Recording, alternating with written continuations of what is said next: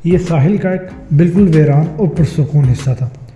ताड़ के दरख्तों के दरमियान कहीं और से पत्थर लाकर मसनूई टीले बनाए गए थे। इन टीलों पर खुशनुमा हट बने हुए थे और लकड़ी के पुलों के जरिए ये टीले आपस में भी जुड़ गए थे। इस जगह को ज़मीनी जन्नत कहा जाता था और यहाँ क़याम का शर्फ भटल के हासुल हास मेहमानों को हुआ करता था। इसी वक्त नरम रेत पर कई लॉन चेयर लगी हुई थी। दरमियान की मेज़ पर 2 किस्म के जूस और ग्लास सजे थे। आनंद राव स्याह चश्मा लगाए मखसूस निक्कर में बलबूस बड़ी शान से टांग पर टांग चढ़ाए बैठा था। दिन की रोशनी में इसके तवाना जिस्म के रगो पट्टे नुमायाँ थे। इसके साथ ही बैठी कौशल इसे अजीब नज़रों से देख रही थी। इसके उधेड़ उम्र मगर कुंवारे जज्बात में तलातुम बरपा था। भटल भी कदरे मुअद्दबाना अंदाज में कुर्सी पर टिका हुआ था। आनंद राव ने दोबारा इस तरफ नज़र डाली और बोला, भटल तुझे ठिकाने लगाने को जी जा रहा है। भटल ने धुआं चेहरे के साथ हाथ जोड़े सर झुकाया। बस सरकार कोताही होगी। समझ में नहीं आता वो अचानक क्यों गायब हुआ। डरा हुआ था और मेरी पनाह में बड़ा खुश और मुतमईन था। यह पानी में लड़कियों के साथ खेल रहा था तो गायब कैसे हो गया? इससे कोई मछली निकल गई क्या? लड़कियां और तेरे बंदे कहाँ मार गए थे? आनंद राव की तेवरी चढ़ गई हुई थी। भटल ने बैठी हुई आवाज़ में कहा, लड़कियों को वॉशरूम का बोलकर पानी से निकला। अंधेरा हो चला था। दरख्तों की ओट लेता हुआ निकला। रेत पर इसके पैरों के निशानात थे जो सड़क तक गए। छोकरा लोगों की भी चित्रोल की है। बस सरकार कोताही हो गई। भटल हासा दबंग शख्स था। मजबूत हाथ पैर, बुलडॉग जैसा फूला हुआ चेहरा और चेहरों पर जख्मों के निशानात, मगर आनंद राव के सामने भीगी बिल्ली बना बैठा था। आनंद राव की अफसानवी शोहरत से वो पहले ही वाकिफ था। सामने देखकर तो और भी मुतासर हो गया। इससे पहले इसने कौशल को न सिर्फ आराम से हैंडल किया बल्कि इससे बराबरी की गुफ्तगू भी की। आनंद राव लहजा भर के लिए इसे देखता रहा, फिर बोला, इसके बाद डोगर को ढूंढने के लिए तूने क्या किया? अंदाज बड़ा चुभता हुआ था। भटल को अपना हल्क खुश्क होता हुआ महसूस हुआ। मैं पूरा ग्रोह इसे ढूंढने के लिए मुतहरिक कर दिया है। वो ज़रूर जल्द पकड़ में आ जाएगा। इस वक्त भटल का एक खास आदमी बड़ी उजरत से करीब आया। मेहमानों की मौजूदगी के बाद ये हिलाफ मामूल था। इस वक्त भटल बेचैन हो गया। आनंद राव और कौशल इस अंदाजी से हैरान हो गए। खास आदमी भटल के करीब झुक गया और सरगोशी के अंदाज में कुछ कहा। भटल एक झटके से उठ खड़ा हुआ। इसका चेहरा पुरतपिश होकर अपने असल अंग में नजर आने लगा था। कौशल ने बेहतर होकर पूछा, क्या हुआ? भटल ने सुनिया सुनी कर दी, मुझे 5 मिनट की रुख्सत दे। इसका मुहातिब राव था। कौशल ने सिपकी महसूस की और सुलग कर रह गई। आनंद राव ने सर की जुम्बश से इसे जाने की इजाज़त दी। इससे क्या हुआ? हो गया होगा कोई लफड़ा, आनंद राव ने बेपरवाही से कहा और फिर पूरी तरह से अपनी डिप्टी सीनियर की तरफ मुतवज्जो हो गया। हमारे डेस्क की डोगर को ढूंढने के लिए क्या कारकर्दगी है? कौशल बोली, एक क्लू मिला है। इस तरफ आने वाली बड़ी सड़क पर एक चेक पोस्ट है, वहाँ सिक्योरिटी कैमरा लगा है। डोगर के गायब होने के बाद हमने फुटेज देखी है। तकरीबन 1 घंटे बाद वहाँ से एक गाड़ी वापस गई है। फुटेज गैर मायारी और गैर शिफाफ है। शुबह है कि ड्राइवर के साथ मुँह छुपाने की कोशिश करता हुआ शख्स डोगर ही है। इस गाड़ी को तलाश किया जा रहा है। कौशल ने पूरी तफसील बताई। और हमारे मेहमान हास की कोई खबर? मुसद्दिका रिपोर्ट है कि इसका सहूलतकार फांग है। तुम्हारी आमद तक मुझे इस पर मजीद काम से रोक दिया गया था। इसे मैं देख लूँगा, फांग समेत। वो भी डोगर के पीछे है। आप अपने डेस्क के साथ तमाम तवज्जो डोगर पर रखें। कौशल ने इस बात में सर हिलाते हुए फिर एक भरपूर नज़र आनंद राव के जिस्म पर डाली। आनंद राव को इस बूढ़ी घोड़ी की आंखों में हवस नजर आई, मगर इसने ज़्यादा तवज्जो नहीं दी। वो बूढ़ी घोड़ी को लाल लगाम डालने में बिल्कुल दिलचस्पी नहीं ले रहा था। कौशल के वादी पैगाम को नज़रअंदाज करते हुए वो बोला, फांग की खबर चाहिए मुझे। इस पर मुझे फ़ौरन हाथ डालना है। आनंद राव की बेतवज्जोही महसूस करके कौशल ने बुझे हुए अंदाज में कहा, मिल जाएगी। इसलिए सबसे अहम जरिया भटल ही है। दोनों में ईंट कुत्ते का बैर है।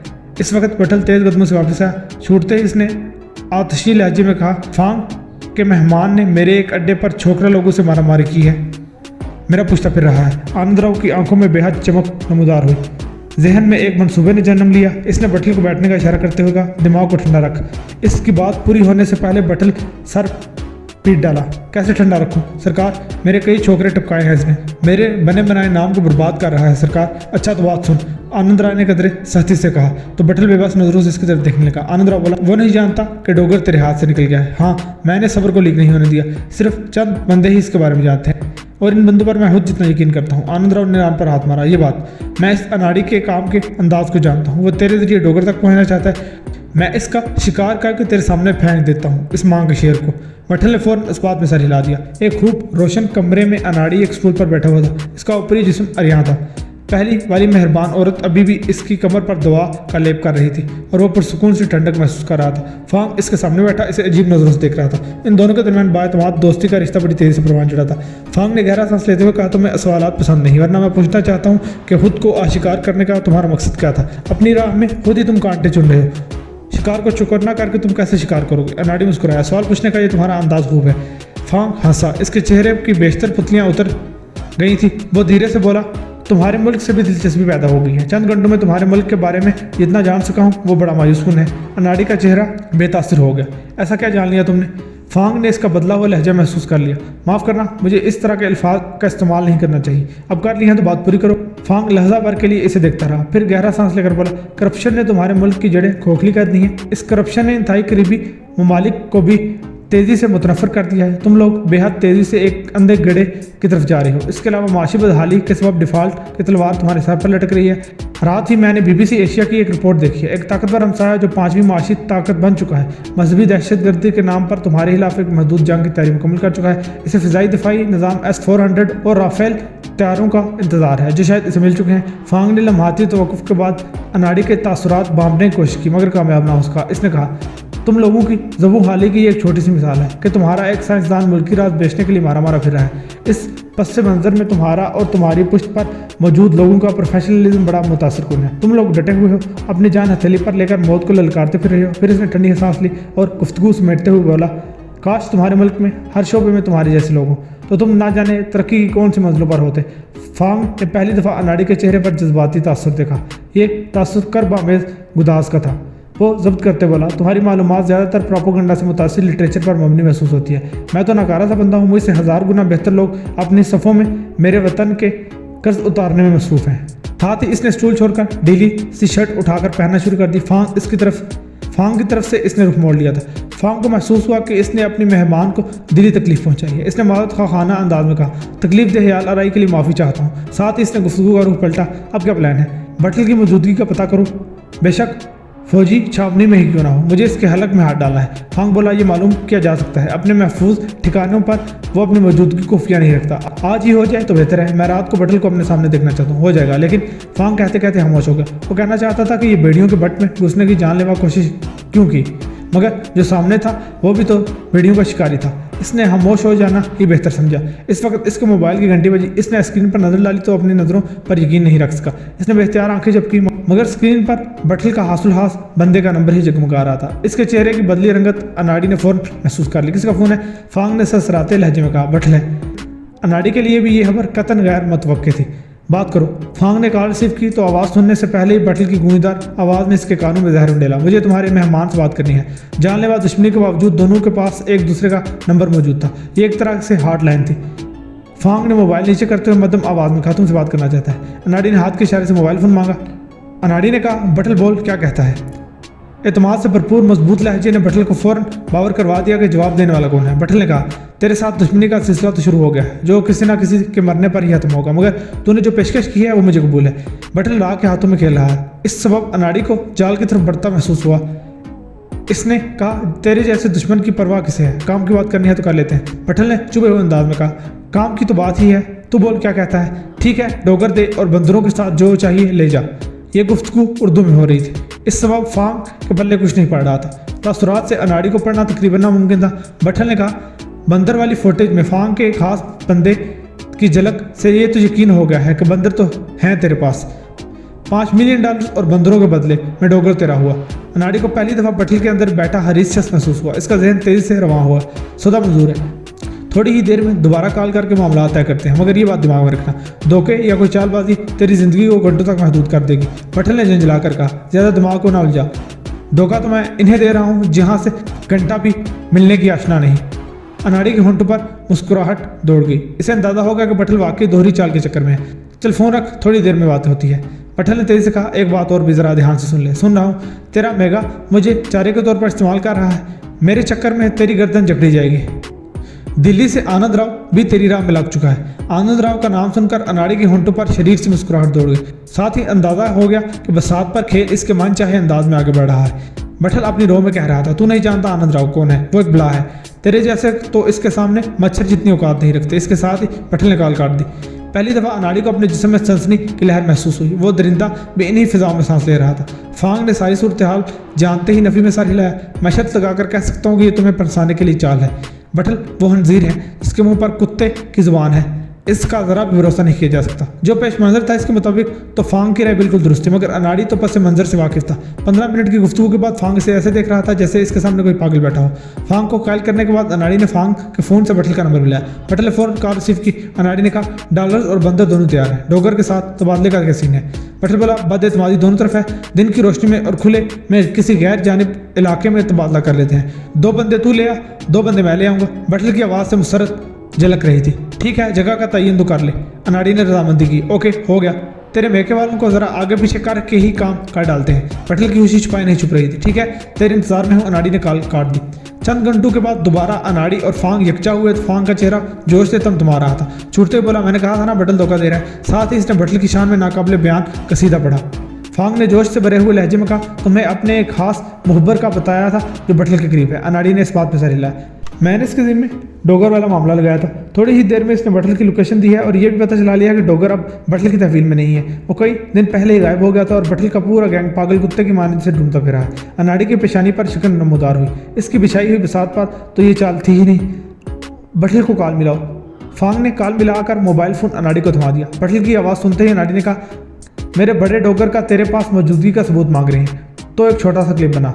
बटल की जहरीली हंसी ने इसकी बात पूरी नहीं होने दी। हंसी रोकर वो बोला बड़ों को वहीं रहने दे जहाँ पड़े हैं। सीधा बोल कि तुझ तक ये खबर पहुँच गई है कि डोगर गायब है। जवाब में अनाड़ी ने लब भींचे हुए खामोश रहना मुनासिब समझा। बटल ने बड़े इत्मीनान से कहा थोड़ी देर में एक वीडियो कॉल आएगी, डोगर को भी देख लेना और जो तसल्ली करनी है वो भी कर लेना। मोबाइल वापस करते हुए अनाड़ी ने कहा डोगर बटल के पास ही है, इसकी गेम समझ गया हूँ। इसने खुद ही डोगर को गायब किया है। राह से शाबाशी का सर्टिफिकेट और छतरी मिलने की उम्मीद थी, जबकि बटल की ख्वाहिश $1 मिलियन की है। अनाड़ी मुस्कुराया। कुत्ता मालिक को धोखा दे रहा है। ज़मीनी जन्नत रोशनियों से जगमगा रही थी। मुख्तलिफ खानों की खुशबू हवा में चकरा रही थी। नुमाया खुशबू बारबेक्यू की थी जो भूख की इश्तहा को बढ़ा रही थी। बटल राह की पूरी टीम के लिए शानदार डिनर का इंतजाम कर चुका था। बटल रंगीन डब्बीदार शर्ट और पतलून में शानदार लग रहा था। आज इसके साथ इसकी गर्लफ्रेंड भी थी। नताशा नामी ये लड़की क्लब में डांसर होती थी। बटल से मुलाकात हुई, इसके बाद इसी की होकर रह गई। नीले रंग के जदीद तराश राश के लिबास में वो हर तरफ उड़ती फिर रही थी। आनंद राव की निगाहों में फौरन ही वो आ गई। साथ ही इसके वजूद में हैवानी सिवाइश पैदार हुई जो इसे पल भर में हैवान बना देती। खाने के दौरान नताशा आनंद राव के करीब ही थी। इसने आनंद राव की निगाहों में हैवान को बेदार होते देख लिया। वो कदरे सहमी सहमी से नजर आने लगी। आनंद राव अचानक ही चौंक गया। इसका हाथ लहराया और चुटाह की आवाज़ के साथ नताशा के गाल पर पड़ा। इसके मुंह में जो नवाला था बाहर जा गिरा और वो चीखती कुर्सी समेट उलट गई। ये सब इतना तेजी और गैर मुतवक्किल अंदाज में हुआ था कि हाजरीन लहजे भर को पत्थर हो गए। अगले पल जैसे सब होश में आ गए। बटल अपनी जगह पर झटका लेकर रह गया। इसका चेहरा सुर्ख हो गया मगर बेबसी से होंठ काटने के अलावा कुछ नहीं कर सकता था। आनंद राव दरिंदे की मानी नताशा पर छाया हुआ था। नताशा चीखते हुए निजामत कर रही थी। 50 थप्पड़ों ने इसे बेसुध कर दिया। आनंद राव ने इसके कानों की तरफ महसूस किस्म के टॉप्स अलहदा करके बटल की तरफ उछाले। ये किस के लिए काम कर रही है? ये शॉर्ट रेंज ट्रांसमीटर है। बटल का बेबसी आमेज तैश तूफान में तब्दील हो गया मगर इसका रुख अब नताशा की तरफ था। वो मुंह से गंद उगलता हुआ नताशा की तरफ बढ़ा मगर आनंद राव ने इसे हाथ के इशारे से पीछे हटाया। इसका खाया पिया मैं मालूम करता हूँ। आनंद राव का अंदर का दरिंदा पूरी तरह से बेदार हो गया था। इसने झुककर बेसुध नताशा को बाजू पर उठा लिया। इसका रुख अपने लिए महसूस हट की तरफ हो गया। इस वक्त पुरसुकून फिजा गोली की आवाज़ से मुर्तइश हो गई। आनंद राव को महसूस हुआ जैसे इसके कान के करीब चिंगारता हुआ इंजन गुजरा हो। नताशा को दूर फेंकते हुए बेहतियात झुका। वो मुकम्मल तौर पर खुले में था। ये एहसास होते ही वो एक दरख्त की आड़ की तरफ जस्ट भरने की सोचने लगा कि अचानक एक आवाज़ ने इसके कदम जकड़ लिए। इस आवाज़ को वो बखूबी पहचानता था। मिसमराइज करने वाली ये आवाज़ अनाड़ी की थी। खबरदार कोई अपनी जगह से हरकत न करे, तुम सब निशाने पर हो। बटल आनंद कौशल राव समेत राह के वहाँ 2 और मुकामी ऑफिसर थे। आनंद राव के अलावा सबके चेहरे धुआं हो गए। अनजानी मौत का खतरा सर पर मंडलाया रहा था। बटल महफूज तरीन ज़मीनी जन्नत के हिफाजती निज़ाम को तह दो पाला करते हुए न जाने मौत के फरिश्ते की तरफ कैसे वो मौजूद था। बटल को अपनी लड़कियों पर ताव आने लगा जिसकी जिम्मेदारी यहाँ की सिक्योरिटी थी। इसने संभाला लेकर कहा तुम कौन हो और क्यों भयानक मौत चाहते हो? जवाब में गोली चली और बटल अपनी जगह नाच कर रह गया। इसे वार्निंग समझो, जुबान भी नहीं हिलानी तुमने।